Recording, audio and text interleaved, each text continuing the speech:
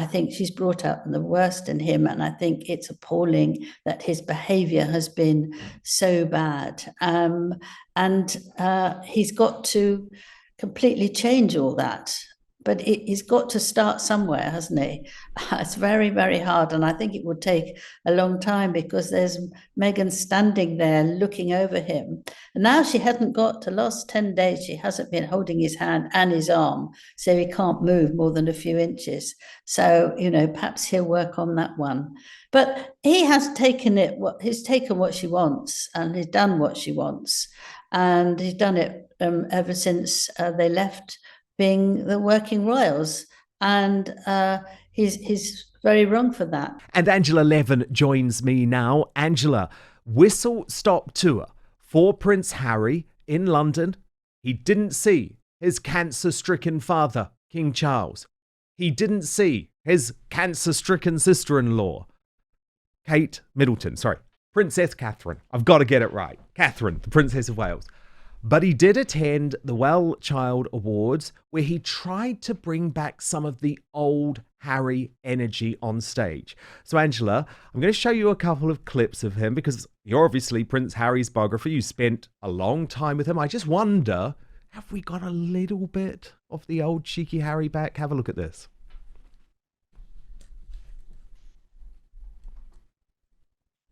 Is everyone having a good time? Is everybody having a good time? Okay. The World Child Awards is an event that never fails to inspire me. The stories of young people who battle against the odds, living lives filled with medical procedures, hospital stays, endless appointments, they remind us all of the strength of the human spirit. Many have made new friends and experienced family memories that they never thought was possible. Others now enjoy new, accessible outdoor spaces at home. And he also had his hands full with this adorable child. George?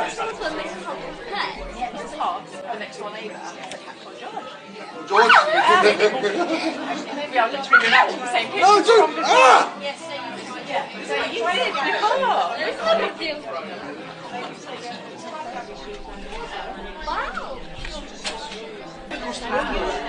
Giraffes can't fly. Giraffes can't fly. We know where that's going, don't we? Baba, yes, my son. Watch this. Yeah, we know. We know. Sorry. No, don't apologise. I love it. He's never Listen, fly congratulations to you. So, Angela, I have to be honest, I can't look at Harry in the old way after everything he's done. I just can't. But do you feel he's got his spark back? He's always loved that charity. He was a patron for 15 years, and I think it was wonderful for him to feel that he was back where he belonged.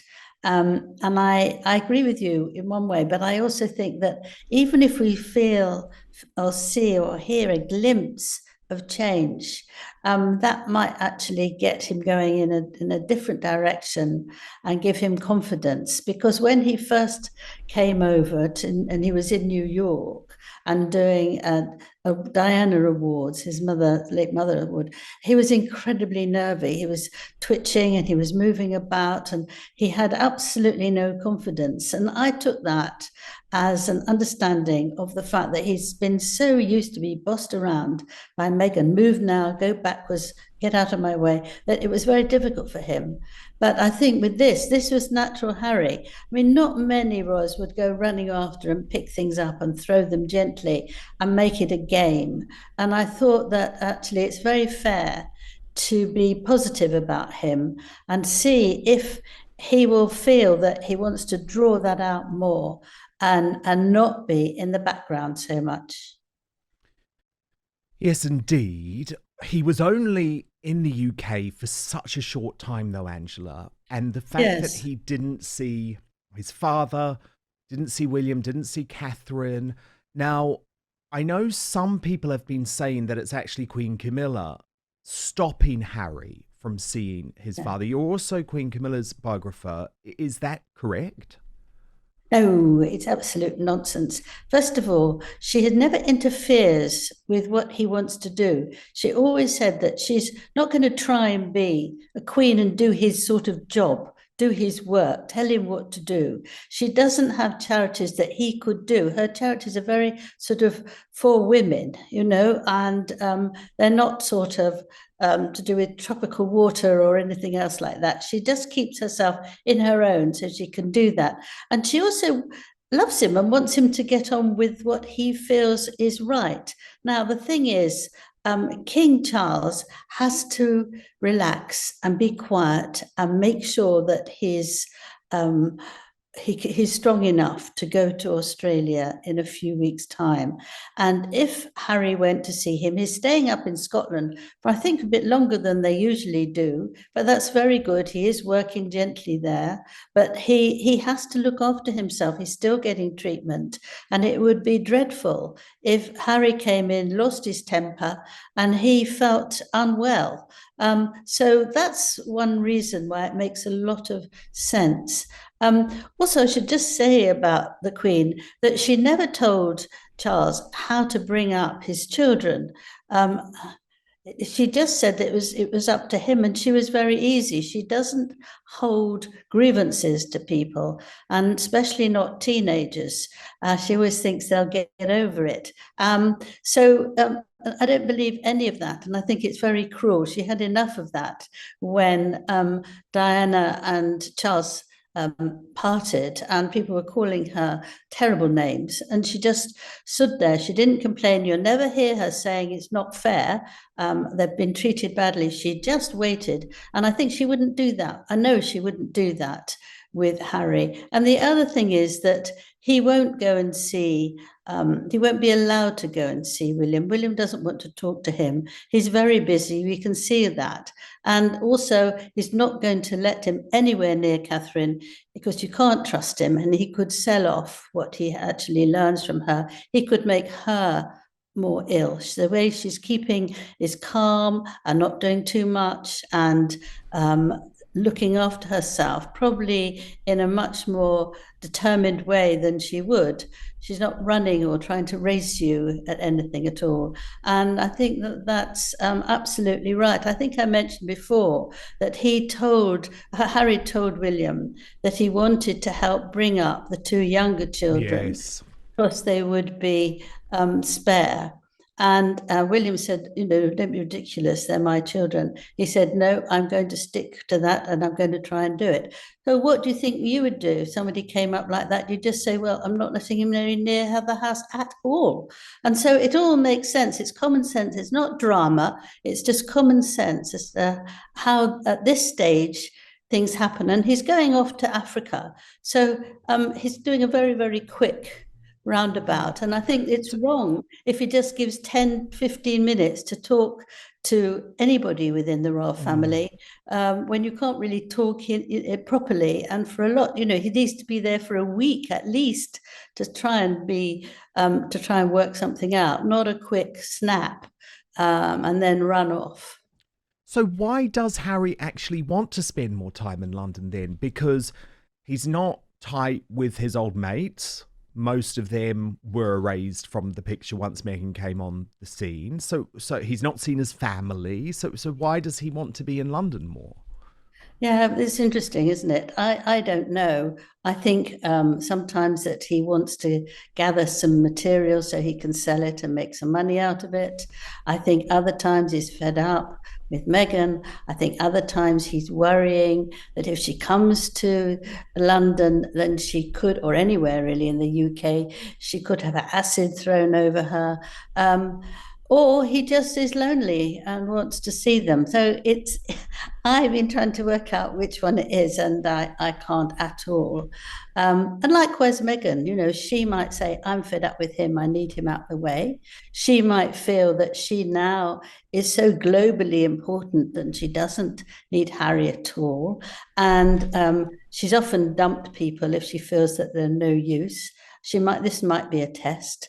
This might be the beginning of the breakup of their marriage. Also, they might think that it's actually, let's both go our own way and come back and see how we've got on. So I don't think Meghan would take that nice, kind attitude, but I do think we can't know really yet. They're certainly going in different professional directions now. They have their own projects. And as you say, Harry has immediately gone to South Africa. So that's the third continent in a week, another visit somewhere without Meghan. Is this all professional? Is this all about separating their brands professionally? Well, I don't know. It might be doing that personally, couldn't it be? The other thing that I worry about are his children. He's supposed to adore his children. He feels that he's very worried about them and he wants to look after them. And he does go away a lot. And I think that's very sad for them. They don't see their grandparents, they don't see aunts, uncles, cousins. You never get a glimpse of the children. I think that's something that he should take on board if he wants to be so careful about children and what they're doing, and they shouldn't look at anything that could ruin their lives and all that sort of thing. He must also show us that he's also looking after his own children a lot. He's supposed to love them a lot. And I think to go away for 10 days when you've got very small 3 and 5 children, for aged children, that, they worry. It seems a very, very long time. They don't have a clock they can look at. It does seem a long time. So I hope he goes there, does well, and then comes back and spends some time with them. First, though, have you ever wondered what happened to the legendary Chuck Norris? Well, I recently saw a video he made and I was shocked. He's in his 80s and still kicking butt and working out and staying active. What's even more shocking is he's stronger, can work out longer, and even has plenty of energy left over for his grandkids. He did this by just making one change. He says he still feels like he's in his 50s. His wife even started doing this one thing too, and she's never felt better. She says she feels 10 years younger. Her body looks leaner and she has energy all day. Chuck made a special video that explains everything. Make sure you watch it by going to chuckdefense.com/outspoken or by clicking in the link in the show notes below this video on YouTube and Rumble. It will change the way you think about your health. Once again, that's chuckdefense.com/outspoken and click on the link in the description below to watch the video now. You simply will not believe how simple it is. Just a reminder, the legendary Chuck Norris is a whopping 84 years old, and I have to be honest, he has more energy than me. He discovered he could create dramatic changes to his health, simply focusing on 3 things that sabotage our body as we age. So watch his method by clicking the link in the description box below, but I'll give it to you now as well, chuckdefense.com/outspoken, or you can also scan on the QR code on screen right now. It's just odd, isn't it? It feels a very long time since Meghan said, "Oh, we're just like salt and pepper. It doesn't work if we're apart." Whereas now it only seems to work if they are apart. Yes. Well, it's a silly thing to say, isn't it? I've always wondered who is the salt and who is the pepper. I don't know which one of them it is, but, there's no point saying that. And I don't think relationships are terrific if you are stuck with each other and you're not your own within the relationship, yourself, the relationship. Yeah, indeed. It is a very odd one. So do you feel like the London visit was a success, Angela? I think it was a success for him because he hasn't been there for a while, and it's something that he's loved for 15 years. He hasn't missed one for a long time, and he does feel for the parents there, and he's very patient and delicate with children who have terrible illness, and I think that's very important. I mean, a lot of people, they see children that are deranged or looking very, very ill, they don't know what to say to them and how to say it, but he's very natural like that. The same as when he goes to Africa with the children who are in the place where their parents had very sort of difficult diseases, he would be very nice to them. He would walk with them and dance with them and jump with them and play with them. So he's got a really loving side for children. Yeah, I guess for me, Angela, what the issue now is that how can I believe that this compassion from Harry is genuine when he has shown such a lack of compassion to his own flesh and blood? And we remember it was 2 years ago that he was in the country for the Well Child Awards, and that was when the Queen was quite literally on her deathbed, and I went on GB News after she had pulled out of the Privy Council meeting, which was just the day before she died, and said to Harry, just get up there. Just forget anything. Just go to Balmoral. See your grandmother. And I feel like it's the same thing on this trip. Okay, I totally understand about William and Catherine. They don't want Harry anywhere near them. And I get that. And maybe Charles doesn't want it either. But I just think I cannot believe you're a compassionate man when you are in the country and you will not even see your own cancer-stricken father, who, by the way, we have to remember, Angela, despite Harry's briefing, which was completely incorrect from his team in the US, Charles had offered Harry accommodation at Buckingham Palace, no less. Well, he's got a huge resentment for his father and for William and for anyone who said anything negative about Meghan. This is another part of him. This is a sort of passionate love affair that he fell for her in 1 minute. I think he smelt his mother's perfume on her and thought, that's it.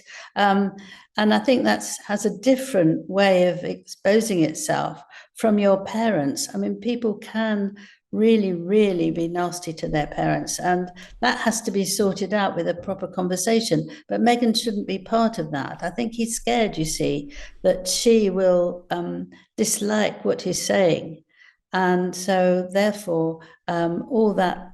I think when anyway, with relationships, you get somebody who brings out the best in you, you get someone who brings out the worst in you. I think she's brought out the worst in him, and I think it's appalling that his behavior has been so bad. And he's got to completely change all that.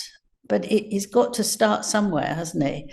It's very, very hard. And I think it would take a long time because there's Meghan standing there looking over him. And now she hasn't got, the last 10 days, she hasn't been holding his hand and his arm. So he can't move more than a few inches. So, you know, perhaps he'll work on that one. But he has taken he's taken what she wants and he's done what she wants. And he's done it ever since they left being the working royals, and he's very wrong for that. But I do think that love in the sort of passionate way is very different from loving a parent, which is very deep, profound, and lasts a long time. Yeah, nothing should come between that. Nothing should come between that. Angela, Boris Johnson, in his new autobiography, Unleashed, has spoken in quite a lot of detail about his last meeting with Queen Elizabeth II.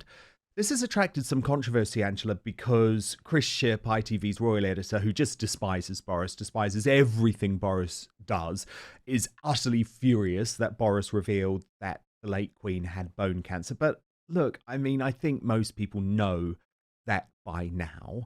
I actually thought it was a really lovely, touching tribute. Did you?